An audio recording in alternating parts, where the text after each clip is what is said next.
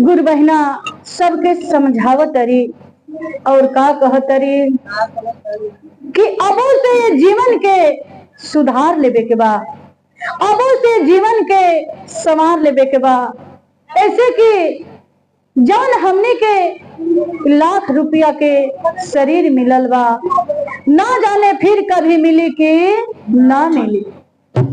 बाकी सब समझ ही वाला कहाँ बा गुरु बहना जी। कैसे कहतरी कि यार नमः शिवाय के माला आ जंगलवा में गिरावाला आई हो सुगना।